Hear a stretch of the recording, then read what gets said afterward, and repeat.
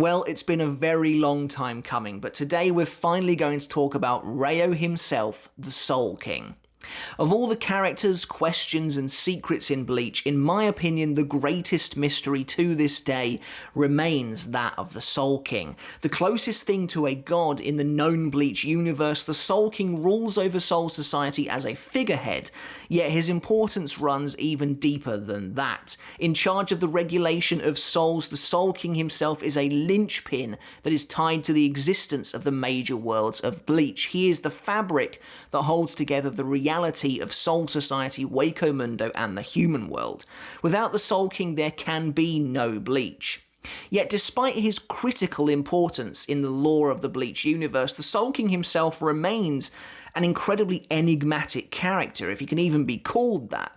We know next to nothing about him, despite him playing a major role in the motivations of both Aizen and Yhwach, and he's teased throughout the Arrancar arc before finally making an appearance in the final arc of the series, but even there he mostly acts as a bystander. But Kubo drops a ton of tantalizing lore bits for the Soul King throughout that story. The Soul King as a whole is elaborated on further in the Can't Fear Your Own World novels, but even there we still know next to nothing about this godlike being. In today's video we're going to look at what we do know about the Soul King Ryo himself so far, ask some questions of our own, and maybe even look at some of the inconsistencies that show up surrounding the Soul King, particularly in the 1000-Year Blood War arc. Before we begin this video, guys, if you haven't hit subscribe yet, make sure to do that right now. Hit that button down below. If you're a Bleach fan, you're in the perfect place for content just like this every single week. Also, give the video a thumbs up if you enjoyed it. I really would appreciate the support, and it really helps to spread the word on YouTube. So thank you so much to those of you who have already done that. Also, if you want to take your support for me a little bit further, we do have a Patreon now. We've just smashed the milestone of 50 patrons, which I really appreciate. If you enjoy what I do here on the channel and you want to support me a little bit more, you can do so from $1 a month, and every little bit helps. So thank you so much to everyone who has become a patron already. The Soul King as an entity has always utterly fascinated me, and it's kind of a bit of a weird contradiction, because on one hand I think it's one of the things that Kubo actually did really, really well, smashing my expectations for what the Soul King was actually going to be. And yet at the same time, it's so brutally left hanging. So many critical plot threads and important parts surrounding the Soul King, the 1000-year flashback, even perhaps a flashback back to the beginning age of Soul Society, the earliest age of Soul Society, is crucially missing from the manga, which was always so disappointing to me. And now obviously Kubo was going through some serious health problems and clearly decided some things needed to be cut so that he could at least still bring the story to a satisfying conclusion. And I think as far as the Soul King is concerned, we do get enough in the 1000-Year Blood War arc to be intrigued by him and to know a little bit about him. I would have just loved a bit more. And there are just so many questions we're left with regarding Ryo, but a part of me also kind of likes that at the same time. It allows for some awesome speculations surrounding what I believe to be Bleach's greatest mystery still. But first, some context surrounding the Soul King's role in the story and how he has been portrayed so far in Bleach. And before we actually begin this video, the way it's going to work is we're going to do a little bit of context first, and we're going to break down the Soul King's role in the 1000-Year Blood War arc. Then we're going to break down everything that's kind of mentioned about him in Can't Fear Your Own World before finally coming around to some questions we have ourselves. The first time we actually learn of the existence of a monarch of the Soul Society is chapter 223, The Scarlet Creation, where Yamamoto reveals to Hitsugaya, Matsumoto, and Orihime that the Soul Society has discovered Aizen's true objective. Now, at the end of Aizen's betrayal, that little saga at the end of the Soul Society arc, Aizen reveals that he wants to sit upon the throne of heaven. And I think many of us kind of took this to be somewhat metaphorical, and it still is today. However, the answer is also perhaps more literal than we were initially led to believe. Yamamoto reveals that Aizen has his sights set on something called the Oken, the King's Key, and as Matsumoto clarifies, it's literally a key that will allow Aizen access to the royal house, where he can then presumably kill the Soul King.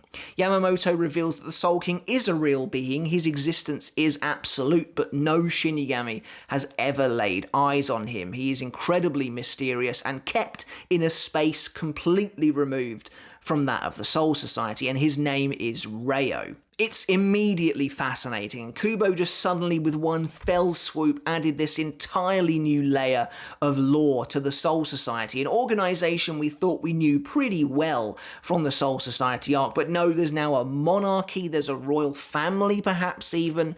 The non-canon movie Diamond Dust Rebellion implies that there is actually a full-on royal family, but this is of course way before we knew anything about the Soul King's true nature or his origin or anything like that, and it is non-canon.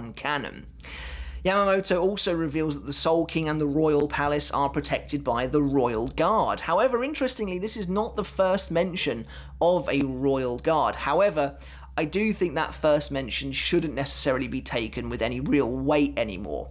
Way back in chapter 48, when a Menos Grande appears in Karakura Town for the first time, Rukia comments that the jurisdiction of Menos Grandes is normally left up to the Royal Special Task Force, and that comes directly from the Viz translations.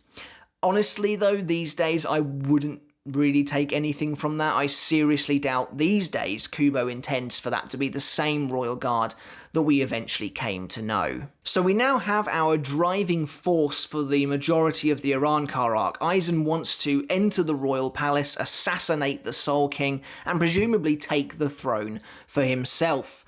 But if you are hoping to learn more about the Soul King in this arc, you will be bitterly disappointed. We get a couple of tidbits in Turn Back the Pendulum regarding the Royal Guard, or the Zero Division as they are revealed to be, where some captains can actually be promoted to the Zero Division for life, although we don't know how or why yet. But the Soul King himself is barely brought up again, is virtually never mentioned again through the entirety of the arc, and I guess Kubo felt that there wasn't really any need to do so at this point in the story. We know what Aizen's after, we have a tangible thing to worry about, because Aizen wants to essentially destroy Karakura Town to create this Oken, so that is where our hero's goals are focused. It might have been nice to get a little bit on the Soul King, but I also don't really know where Kubo would have fit it in this part of the story. That being said, as the Arrancar arc comes to a close and Urahara helps Ichigo defeat Aizen, Aizen and Urahara have a very telling final conversation before Aizen is sealed away. Basically, Aizen starts ranting at Urahara saying, how can you have such an incredible intellect and allow yourself to be ruled by that thing? And Urahara kind of calmly replies, oh, so you've seen it. And the two of them have apparently either seen the Soul King or they have some knowledge as to his true nature. And you have to remember that none of us knew anything about the king at this point, so this was incredibly juicy news. But unfortunately, it doesn't give us any more answers other than the Soul King might not be a traditional king or a traditional being. Now, I remember reading this weekly when this little tidbit conversation came out, people immediately thought perhaps the Soul King is an inanimate object of some kind. But it's interesting because Kisuke, as we've mentioned before on this channel, is a big picture kind of guy. He will do whatever it takes to maintain the status quo, which is a recurring through line you will see throughout the majority of the kind of most experienced and in-the-know captains. Characters like Kyoraku or Ichibei, for example, will do everything they can to maintain that status quo. And Aizen is kind of interesting because out of all the people who, like, know the goings-on behind the scenes, he's the one who's unhappy enough with it to want to do something about it, which I think is quite fascinating. Gives the sense that Aizen's less of a villain, more of a pariah. But also, what right does he have to challenge the Soul King? Well, the Soul King's existence, it goes far beyond Aizen himself. But Kisuke basically tells us this is the first time we really find out that the Soul King is the linchpin of all three worlds, and without him, all three worlds will...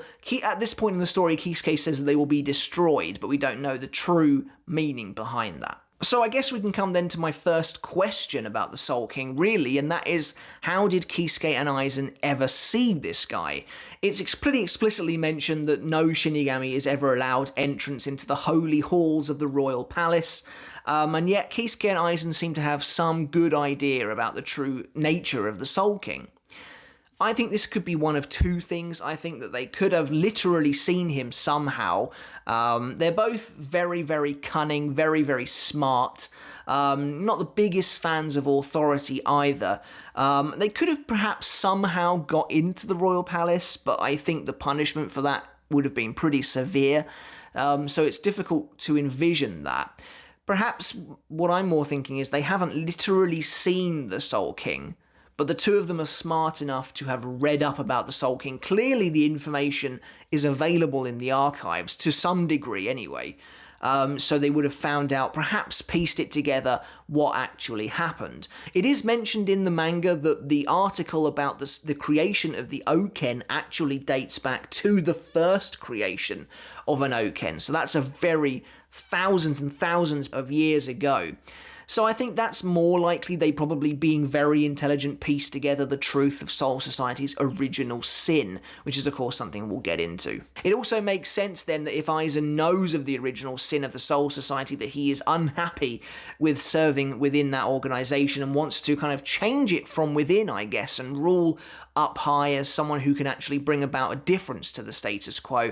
And that's what frustrates him so greatly about Kisuke, is that Kisuke is so intelligent, so smart, and has such a good understanding of the world, and yet is more than happy to kick back in his candy store with his hat on and not really do anything, and that's what annoys Aizen so much. But that's really it for the Soul King in the Arrancar arc, so moving on then to the 1,000-Year Blood War, and this is where people were getting excited, myself included. I mean, we've just found out this is the final arc of Bleach. If Kubo's going to do anything with the Soul King, now is the time. And maybe he wasn't. Like, maybe he wasn't going to do anything with the King, except in pre-release interviews before the final arc came out, we did discover that Kubo had plans to actually reveal the Zero Division in full in the manga. So people were pretty ramping up their excitement for some involvement from the Royal Palace, and we do get that pretty heavily. Actually, when you look at the final arc as a whole, the royal family stuff is pretty much central to the entire thing, which is really cool. And we see the Zero Division perhaps earlier than anticipated in the 1,000-Year Blood War arc, but then that story arc is rocketing on at an incredible pace early on, so it kind of makes sense. But after the Quincy demolish Soul Society at the start of the story, the Zero Division arrive, and actually we are immediately whisked off to the Royal Palace, which again was pretty mind-blowing back in the day to finally see the Royal Palace. And actually, I guess, for many people, perhaps myself included, it felt a little less grandiose than I was expecting. We'd been kind of waiting for so long. This truly was, you have to understand, for weekly readers, some of the most asked about content in Bleach, and it was just suddenly all being thrown at us at the start of the arc. Like, many of us were expecting the Royal Guard to intervene when Aizen was in Karakura Town, but it never happened. So to finally get this was pretty mind-blowing. And it's here that we actually get our first look at Ryo himself. Chapter 519 is the first time he actually appears in the manga. We get to see the main Soul King Palace in the centre of everything in the Royal Realm, and this retainer kind of approaches a massive curtain. His eyes are bound, so clearly he's not supposed to be looking upon the king, which again would bring into question Urahara and Aizen seeing it. And he basically comments saying, "Have you awoken, Soul King, my Soul King?" And the curtains part, and we basically see this massive crystal hanging in midair with a silhouette within it, and then Kubo gives us a very teasing look at this part of the king's face. Very, very short, dark hair, no eyebrows, and kind of like a vacant expression on his face, but obviously the main draw are his eyes. His very weird looking eyes that seem to have like 4 irises, 4 pupils, I guess. Either way, he looks very strange. And you have to remember as well, this is way before Yhwach had the Almighty, way before we had 3-eyed Yhwach. So we were already getting that eye motif from the Soul King, so that was really cool to see. There are a couple of inconsistencies, or not necessarily inconsistencies, but oddities I'd like to bring up now about the Soul King's initial appearance. Obviously the first one's pretty major. It's pretty clear from the silhouette in the crystal that the Soul King has arms and legs in this scene. That's kind of weird. you know, I'm guessing Kubo decided later on he had a really cool idea to flesh the Soul King out a little bit further within the time frames he could. And I'm not against this. You know, it's a long-running weekly manga series. Nothing is necessarily going to remain set in stone, but for the most part, the core of the Soul King's character remains the same. He is still sealed in this mysterious crystal, seemingly unable to do anything. It is also kind of weird that the Soul King seemingly, like, responds to this retainer. It does kind of seem like the retainer is talking to the Soul King as though he can hear him, as though he's going to respond, and it does seem like the curtains almost part to reveal the Soul King as if on his doing. That whole scene is, like, kind of weird, and, like, with what we know now, also kind of fascinating. I think you really should, if you haven't done, go back and just reread the end of 519, because it's really interesting to see the Soul King's first appearance now with what we know in the future. So it does seem like he has all of his body parts, or at least, you know, his arms and legs anyway. And I guess the final oddity comes, again, based on what we know of the Soul King in the future. He seems to be this totally mute husk of a life form who doesn't seem to be able to communicate really in any way, shape, or form. But clearly he can. Clearly the Soul King has some way of communicating with the Zero Division. Tenjiro mentions that that Ichigo kid is special. No wonder the Soul King is absolutely fascinated with him. Where does this fascination come from? The Soul King and Ichigo never interact in the story other than Ichigo just cutting him in half, which is a bit of a shame, but they are immediately thrust into that kind of conflict situation with Yhwach, so it also kind of makes sense. But clearly there's some level of communication going on here. Ichibei mentions a little bit later on that it was the Soul King who bestowed upon him the name of the monk. So clearly, again, the Soul King can communicate with these guys on some level. He infuses their bones with his own kind of power, turning them into the Oken. This was an interesting little, I probably would call it a retcon, kind of around the same time as the Soul King's first appearance. It's actually revealed that there is no King's Key, like the Oken, the major focus of Aizen's ambition in the Iranka arc, doesn't exist. And actually the Oken is found in the bones of the Royal Division. They're able to just move to and from the palace because the king himself has bestowed upon them the Oken. Yeah, it's kind of funny that we've been told there's this key in the library, in the library archives, and Kubo draws an actual massive key, and yet apparently it doesn't exist. Now, I think Kubo in some ways kind of gets a bit lucky here. I think it actually works out pretty well. You could quite easily believe that the knowledge that the Royal Guard are actually the Oken has been hidden from everyone else, and there's just been this fake story about a key. I could totally believe that, although the Zero Division seem to believe that Aizen actually wanted to create one of them, which, again, I really like. I think it plays in really well to Aizen's kind of god complex. As Senjumaru mentions, he wanted to take life but also create life and infiltrate heaven. And I think that's cool. That works really well for me. I have no issues with it. It is just a bit of a funny retcon. Clearly back in the Iranka arc there was supposed to be an actual key. But I think Kubo makes it work here. I think he makes it work and it fits into the lore really nicely. But that was a bit of a tangent. Back round again to the Soul King and communication. Clearly he can communicate on some level. Maybe it's through the Oken that they have in their bones. Maybe they can just telepathically hear him or something like that. But either way, we don't get any elaboration. And like I said, the Soul King does play a role in the Thousand Year Blood War, even though he himself kind of acts as a bystander throughout all of it.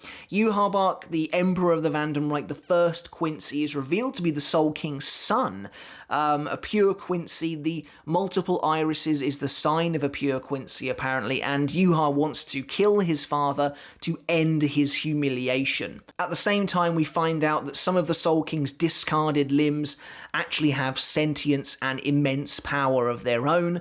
The right arm of the Soul King fell to the Soul Society eons ago and then took on the form of Mimihagi, this idea of a grotesque one-eyed god who would sometimes grant the wishes of Rukon district inhabitants.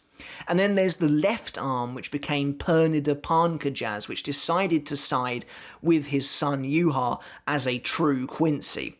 It's interesting that the Soul King is clearly so immeasurably powerful that his own limbs can gain sentience, and Pernida is like captain level easy. So that's actually really, really interesting. We'll get into the arms a little bit more later on, but both of them are quite fascinating, and I like that we got that in the manga. That was really cool to see. Another thing that's, again, kind of interesting is that when we see the Soul King after Yhwach has stabbed him in the chest, he has ears, but then later on he seems to not have ears. It looks like he gets rid of those as well. So Kubo clearly decided as he was going on, no, I want this guy to have been stripped pretty much to the bone of everything he has. And it's, again, a big shame that we don't get any real Soul King backstory in this arc whatsoever. But Yhwach does mention here that the Soul King was essentially placed there by the Shinigami to control the regulation of souls. So, you know, when a soul dies in the human world and Konso is performed on them, they can pass into the Soul Society, and basically the Soul King ensures that the worlds are never destroyed by an imbalance like the Quincy tried to achieve. You know, I obviously have a ton of questions about the Soul King. Is he actually Yhwach's real biological father? If so, how does that even work? In my mind, I've always imagined it as the Soul King had so much Reiatsu that he just kind of could even have like torn it out of himself and it would have created another being.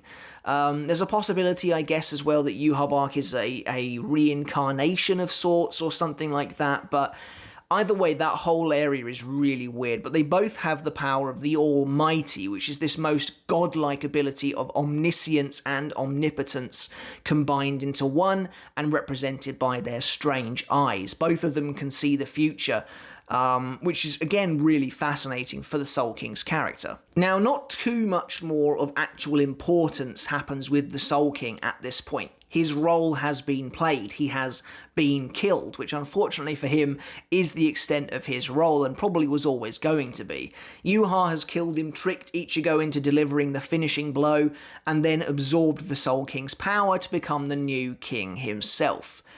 I think for the sake of context now, it's a really good idea for us to just jump over to Can't Fear Your Own World briefly before we finish up the 1,000-Year Blood War arc. So in Can't Fear Your Own World, we get vital backstory about the Soul King himself. And even then, it's still left vague and a tease at best, I would say. So, you know, a millennia ago at least, we're talking probably actually millions of years ago, the world of Bleach was one single primordial world. It was a twisted mass, a haze of life and death twisted together. Some kind of strange, ethereal place that, you know, the descendants of today could never even really believe. That's how strange and otherworldly it actually is. And people lived in this world. Hollows were rampant in this world, like Menos Grande class hollows were just rampant in this world as well, and they kept killing all the people that lived here. And yet, from this twisted mass, this churning energy, came a person. A single being stepped out of the darkness, essentially. And this guy was a hybrid of basically all the races that would come to be. A Shinigami, a Quincy. He was part human, essentially, so that he would be a Fullbringer as well at the same time. And he would be the great ancestor to what would become every race in Bleach. Now, this guy, very, very little, to the point of nothingness, is known about his true motivations, his true nature, his way of thinking. But it did seem at least like he cared for the human inhabitants of this primordial world, and he uses his immeasurable power to save them from the hollows that are preying on them. And apparently he's so powerful that he can just simply reduce these hollows to mere sand. Unfortunately for this god, because he is a god essentially, he's a messiah who has kind of come out of nowhere to be their saviour. Unfortunately for him, he drew the eyes of 5 ancestral beings. These guys are, you know, some of the absolute progenitors of the Soul Society, the earliest beings of the Soul Society in many ways. and they are the 5 ancestors, the sort of original founders of the 5 great noble houses in Soul Society. Now, there's nothing to say this godlike being had any kind of malevolent intent whatsoever. It seems like he just wanted to do his best to protect these people. But in doing so, in wiping out the Hollows from existence, he was threatening to destabilize this single world. So these 5 beings came up with a plan. These 5 beings captured what would eventually become the Soul King and used his immense power to turn their one world into 3 and create an actual system of life and death.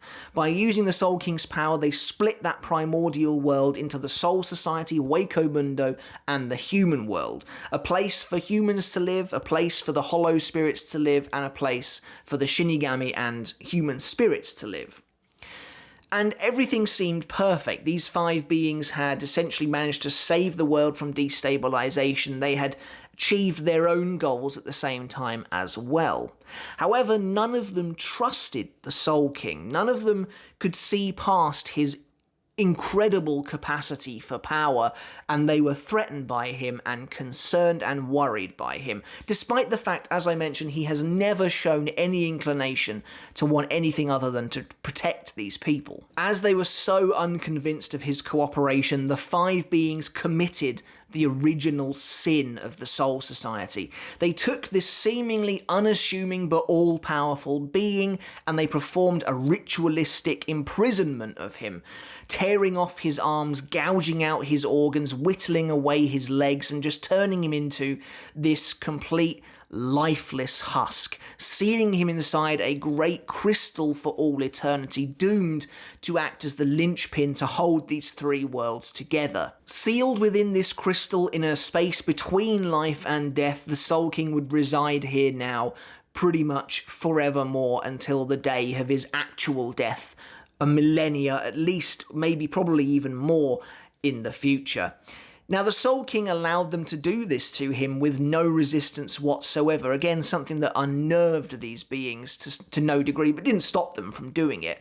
They shredded his body, ripped him to pieces, basically turned him into the Soul King we see today. And I think probably this is likely due to his ability of foresight. He could see the future, to a capacity beyond their comprehension. He knew that one day his son Yhwach would rise up against the Soul Society, come and end this humiliation that he is in, taking the seat of the Soul King for himself. Now, in doing so, as I've mentioned already, they ripped off the Soul King's arms, tossing the right arm down where it would eventually land in Soul Society and take up the form of Mimi Hagi. The left arm, I think, is a little more confusing. It's harder to know exactly what happened to that arm, but it clearly found its way to Yhwach at some point and they formed a bond. We know that Pernida had the powers of the compulsory before it was given that title, and the same goes for Gerard as well. Gerard, of course, is the heart of the Soul King. The Soul King's heart was ripped out, and at some point it bonded with this Quincy Gerard Valkyrie. I think it's implied that Gerard was a retainer for the heart of the Soul King rather than actually being the heart himself, much in the same way as Ukitake was for the right arm.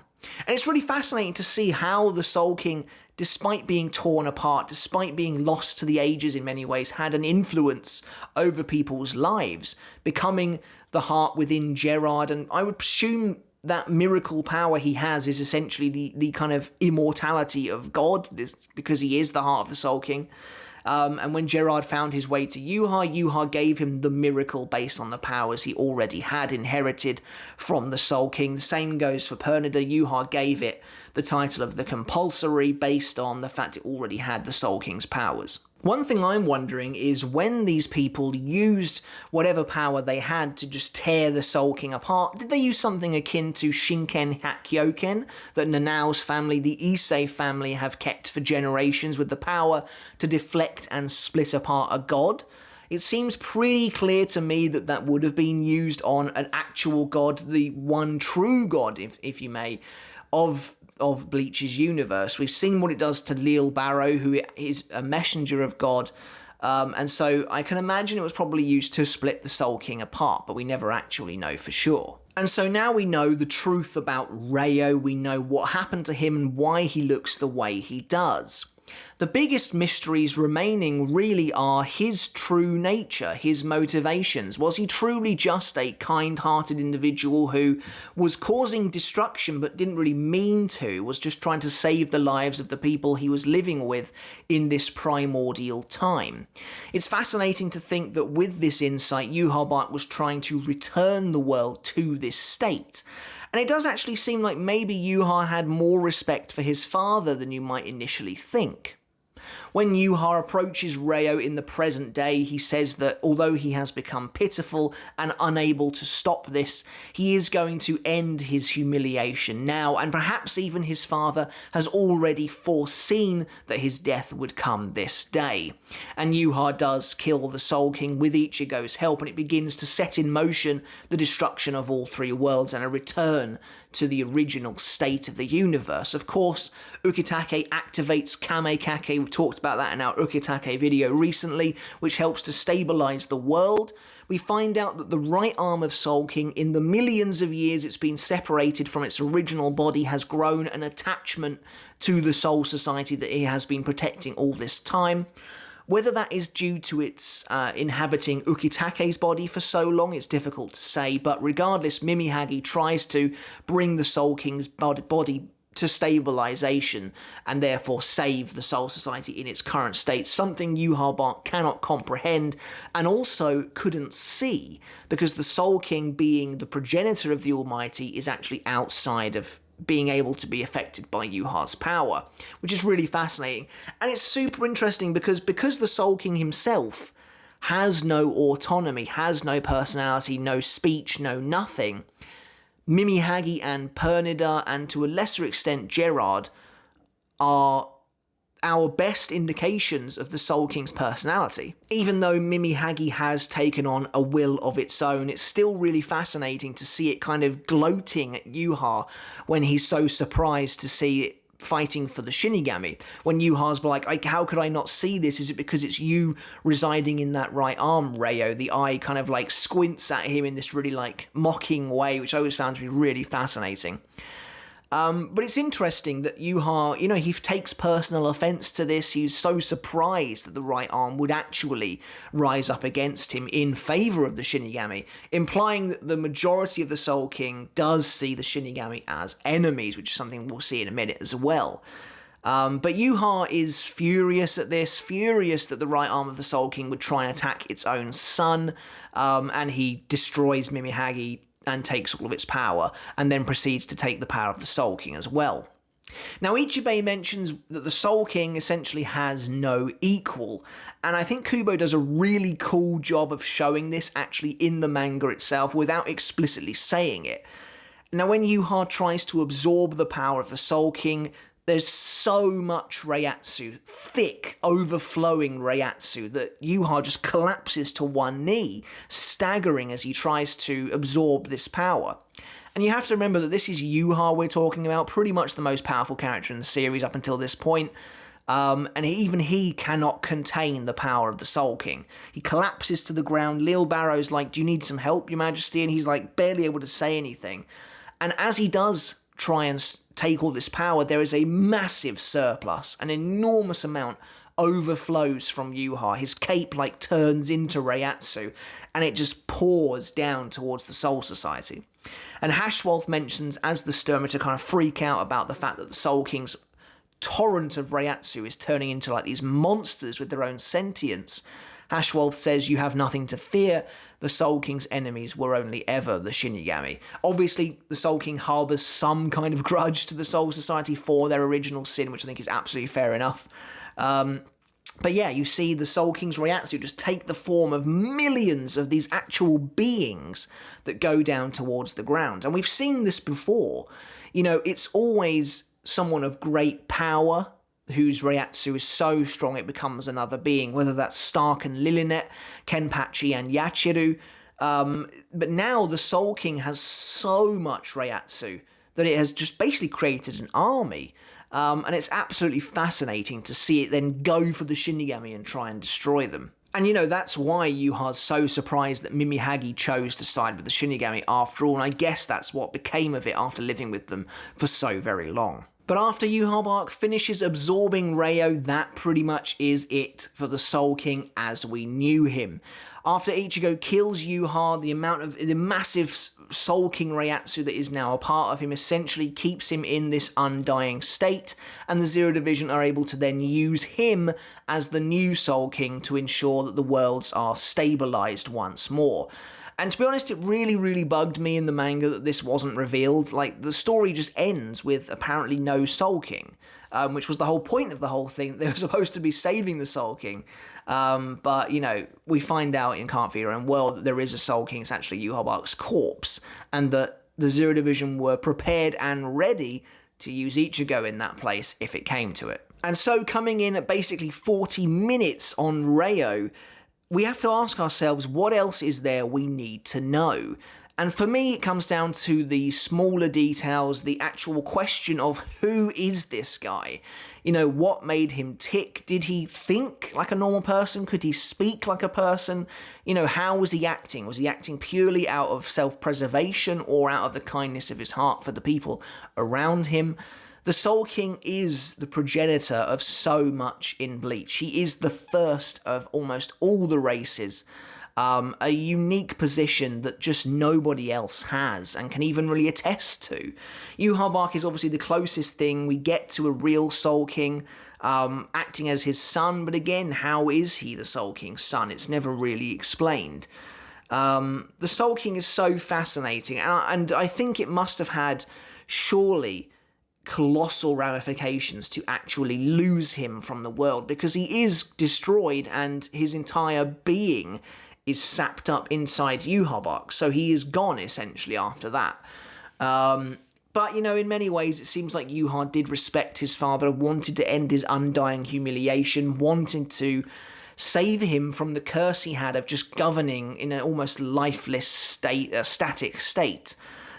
So in that respect, Yhwach does become a more interesting character as a result of the Soul King's inclusion in the story. And yeah, it's fascinating to see how the Soul King's influence extends beyond just his, you know, mutilated body inside this crystal. His right arm governs stillness and stagnation, while his left arm governs progress and evolution. That's awesome as well. His heart found its way into Gerard Valkyrie. In Can't Fear Your Own World, we discover that it's his Saketsu chain kind of became and found its way into Aura the Fullbringer, and that the Soul King's nails were also ripped from his body as well. Many of them were fed by Aizen to his own Hogyoku, and also by Tokinada to help piece together Hikone.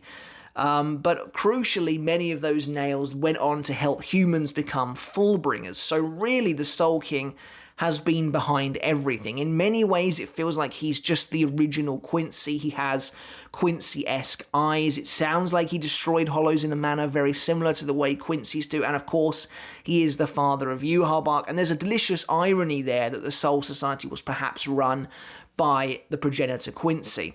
But I think the Soul King is more than that. It's difficult to label him as just one race. He is a true amalgamation of nearly everything, which again is why those hybrids, Ichigo, Hikone, and Ginjo, can act as potential substitutes. But the Soul King truly fascinates me, in case you can't tell, on a level that is difficult to reach for much else in the series. It's such a shame in that way that we see him so little in an arc that really does focus on him so much. But I think that about wraps up this video on Ryo and the Soul King. I'm sure I'll have plenty more to talk about regarding this character sometime in the future. I can't wait for the anime to come back. I'm not sure if they will, but you know, there's that part of me that hopes maybe they'll delve into the Soul King's history a little more. Or if there's the off chance we get Can't Fear Your Own World animated, at least we might get to see this original version of the Soul King in this original primordial world. I would absolutely love that. So guys, I hope you enjoyed this video. Let me know in the comments below what you think of the Soul King as he appears in the Bleach manga. Are you happy with how Kubo portrayed him? Or at the very least, the amount of depth and themes that this character seemingly had? Let me know, I'd love to hear. And also let me know what you thought of the Soul King in Can't Fear Your Own World as well, and what your biggest question is regarding the Soul King. Let me know in the comments. Until next time though guys, I'll catch you later. I'll see you then.